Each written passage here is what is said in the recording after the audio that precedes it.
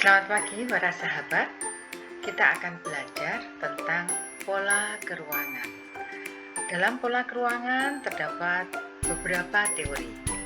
Yuk kita belajar tentang teori-teori tersebut agar kita dapat mengembangkan ruangan kota yang kita miliki. Oke, cekidot. Teori pusat pertumbuhan.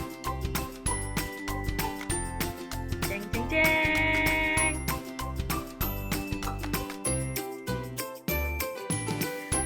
Kita sudah belajar dan mempraktikkan tentang struktur kota dalam pertumbuhan dan mempraktikkan tentang sebagian teori pusat pertumbuhan. Teori pusat pertumbuhan yang kita kuasai, yang pertama teori interaksi dan yang kedua teori titik henti.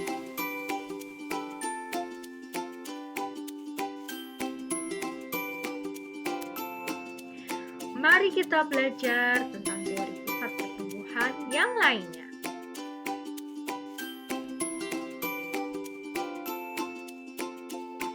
Let's get started.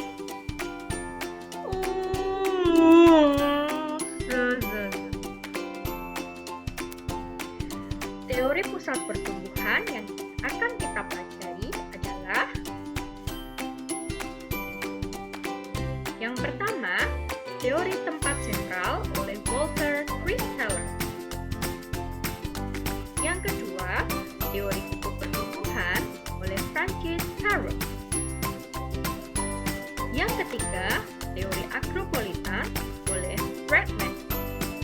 Yang keempat, teori lokasi industri Warburg. Yang kelima, teori konektivitas. Jangan putus asa karena kita akan belajar hanya kata kunci saja. Tentunya lebih mudah.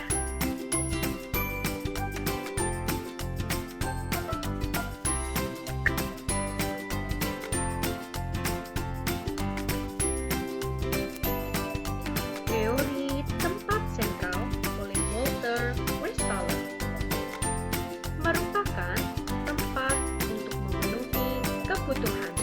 Terdapat dua konsep teori tempat sentral.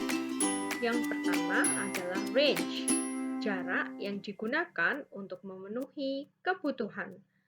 Range besar contohnya perhiasan dan yang range kecil contohnya bahan makanan. Yang kedua, threshold adalah jumlah yang dipakai untuk memenuhi kebutuhan. Threshold besar contohnya bahan makanan. Threshold kecil contohnya perhiasan. Cering, cering. For range hiasan diambil dari kata perhiasan. Range-nya besar. Threshold-nya kecil. Ulala, bahan makanan. Threshold ASI diambil dari kata terasi. Threshold-nya besar. Range-nya kecil. Hierarki heksagonal tingkat tempat sentral. K1 CBD, K3 pasar optimum, K4 prinsip lalu lintas, K7 prinsip administrasi optimum.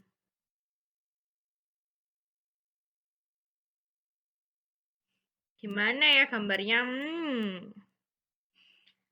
Silahkan dicermati gambar hierarki K3, gambar hierarki K4, dan gambar hierarki K7. Semangat kakak! Teori kutub pertumbuhan oleh Francis Perroux. Dalam teori ini terdapat kutub-kutub pertumbuhan.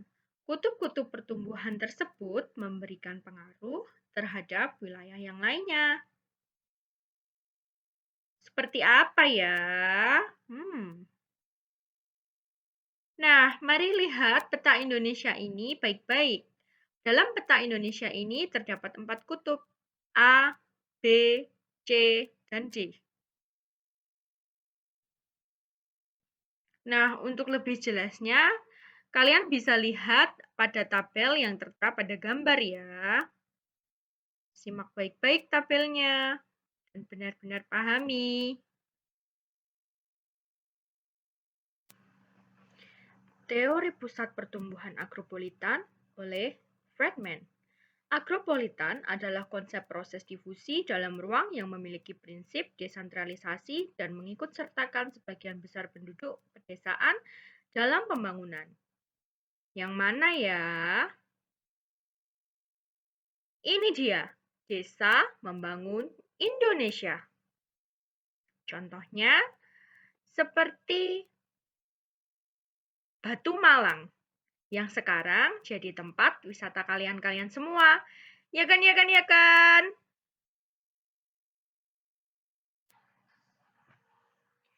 Teori pusat pertumbuhan lokasi industri, Weber. Seperti ini.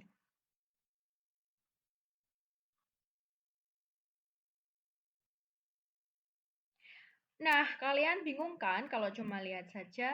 Yuk, let's go kita ulik satu-satu. Contohnya yang pertama ada emas. Di manakah kita dapat mengetahui letak lokasi emas?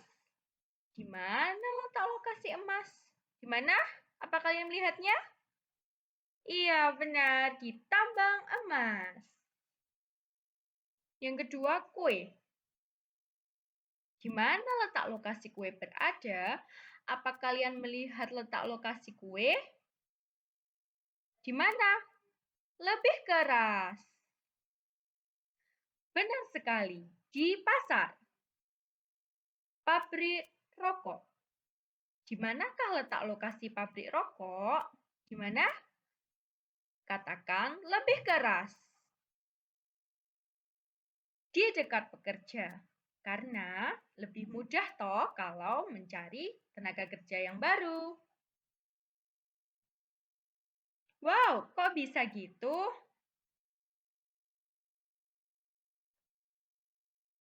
Ini dia caranya.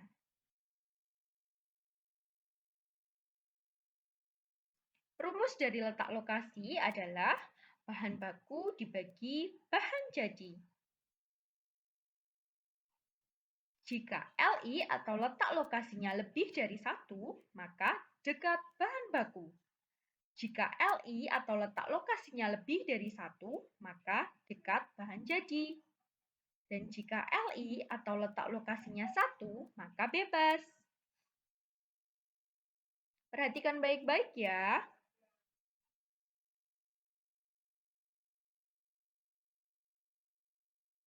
Selanjutnya, kita akan menentukan letak lokasi yang tepat. Bagaimana caranya? Menggunakan indeks konektivitas. Indeks konektivitas yaitu kekuatan interaksi antar kota atau antar wilayah. Dengan rumus seperti ini. Keterangannya, E merupakan jaringan jalan dan J merupakan jumlah kota yang berinteraksi.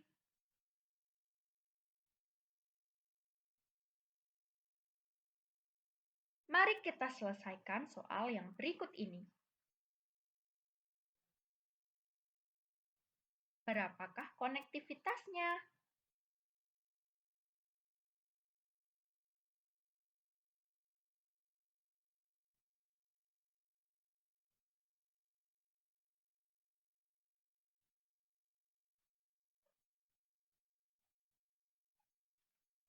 Kita tentunya masih ingat dengan rumus yang baru saja.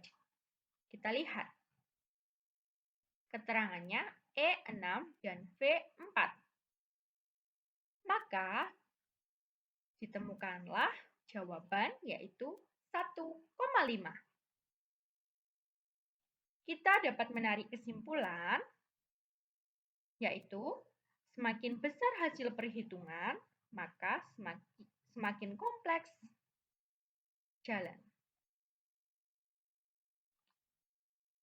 Tapi rumus konektivitas ini dapat gugur karena adanya jalan tol.